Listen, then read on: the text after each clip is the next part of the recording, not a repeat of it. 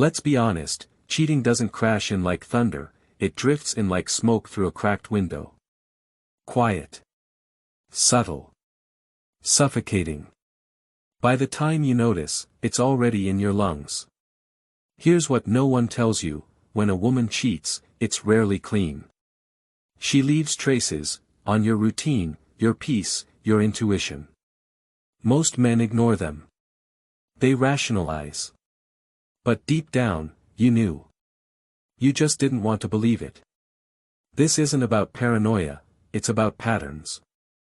If you felt that tightness in your chest, the quiet whisper saying, "She's slipping, this is for you." Sign 1, she disconnects, but keeps smiling. She doesn't walk out. She lingers, and that's what makes it hard to see. She still says, "Good morning," still responds when you speak, but her presence feels hollow. You ask how she's doing. "I'm fine," she says.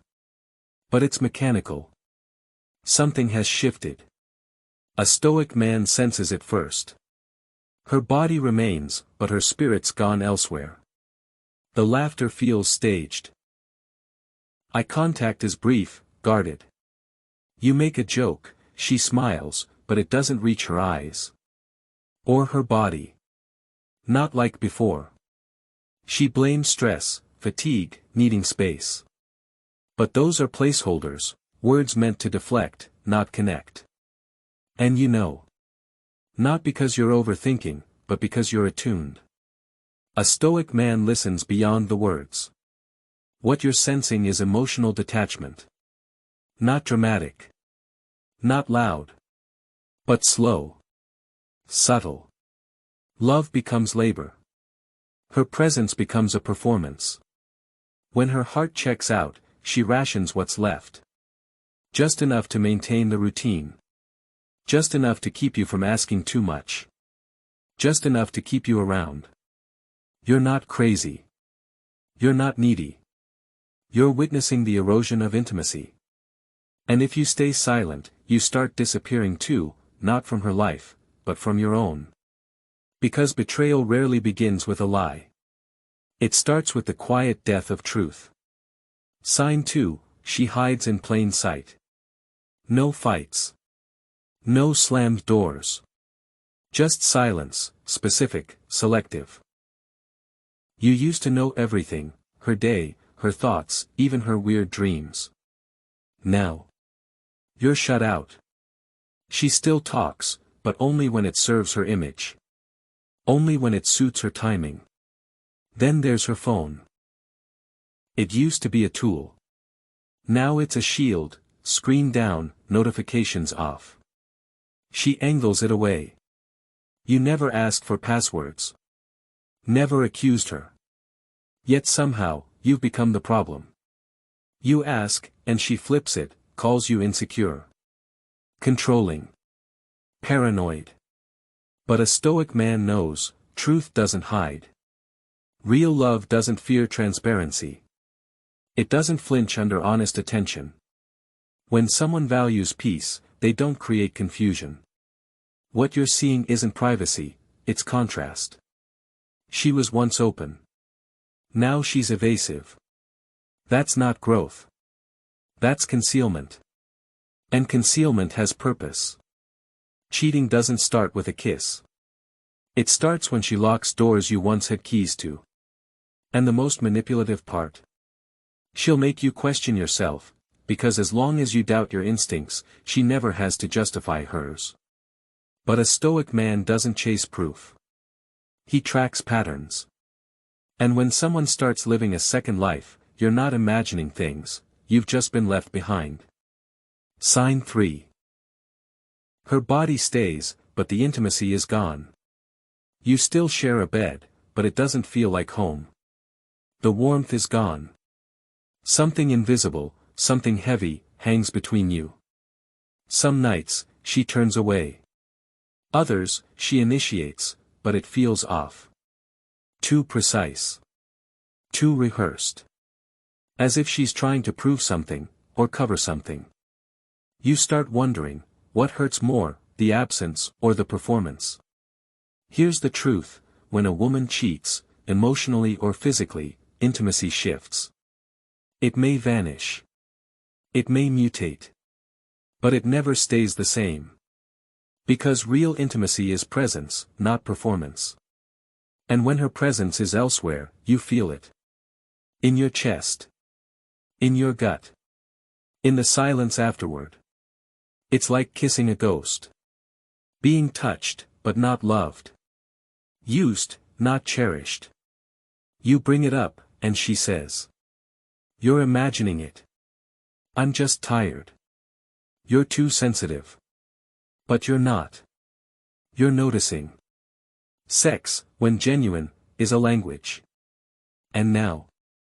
The dialect has changed. It's no longer spontaneous. It's scripted. Because no woman can give you her body while her soul belongs elsewhere. And the longer you pretend otherwise, the more you betray your own intuition, for her comfort. A grounded man doesn't deny the signs. He observes. He accepts. And then, he acts. Because when the fire's out, you don't argue with the smoke, you find where the match was struck. Sign 4, she starts meaningless arguments. You forget to text, she says you don't care. Leave a dish out, she says you're inconsiderate. Answer a question neutrally, she picks apart your tone. You try to fix it. Apologize. Rewind the moment to see what you missed. But deep down, you know, it's not about the text. Or the dish. Or the tone. It's guilt, projected. She's not fighting you. She's fighting herself. Or what she's already done. Conflict creates distance. And if you're the villain, then her betrayal feels justified. If you're cold, distant, uncaring, then leaving isn't betrayal. It's survival. She convinces herself first. Then she tries to convince you. If you can't see through it, you'll play defense in a game you never started. You'll shrink. You'll twist. You'll second-guess your every move, to make sense of her exit. But a Stoic man sees it clearly. This kind of conflict isn't communication, it's camouflage. If she paints herself as the victim, her actions become excusable. But you weren't made to carry her guilt. You don't engage with someone who's made you the villain in their story. You observe. You detach. You protect your peace. Because when conflict is used to justify disloyalty, the only way to win, is to refuse to play. Sign 5, her future no longer includes you. This sign doesn't yell. It whispers. She doesn't storm out. She doesn't fight. She just rewrites the vision, quietly. You used to dream together, when we get a place, where we'll travel. Now it's, I've been thinking of moving. I need to focus on me. No more we. Just me. You ask about it, and she calls you dramatic. Overthinking. Too sensitive. But the Stoic man knows, people don't fantasize about leaving unless, in their mind, they already have. By the time she tells you, it's not a decision, it's a conclusion. She's been practicing the goodbye long before she speaks it. Every, I need space, was a countdown. Every day you stayed, hoping for warmth, she was adapting to the cold. That's why her hugs feel robotic. Her eyes distant. Her touch, an obligation. Here's the brutal truth. She's not uncertain. She's rehearsing. She's erasing you from the future before she ever walks out the door. If you refuse to see the plan, you'll end up haunting a relationship that no longer exists. But a man rooted in dignity doesn't beg. He doesn't plead to stay in a vision he's no longer a part of. Because self-respect doesn't raise its voice, it walks out while they still believe they're in control. Let's be clear. Cheating doesn't begin in the bedroom. It starts in the silence. In the questions she avoids. In the smile that doesn't reach her eyes. In the, I'm fine, that clearly isn't. It begins the moment she starts rationing affection, and you convince yourself that's normal. She didn't betray you the day she met someone else. She betrayed you the day she disconnected, and chose not to return. The signs were always there. You just kept calling them phases. But a grounded man doesn't chase ghosts. He doesn't argue with absence. And he never begs for space at a table where he's no longer welcome. Because when you trade your self-respect for closeness, you lose more than the relationship, you lose yourself. Here's the final truth. If she had to betray you to find herself, she was never truly yours to begin with. If this gave you clarity, drop a comment, clarity. Because clarity isn't pain. It's freedom. And if you're done doubting your instincts, subscribe. We don't chase shadows here. We sharpen minds. And we never fear the truth.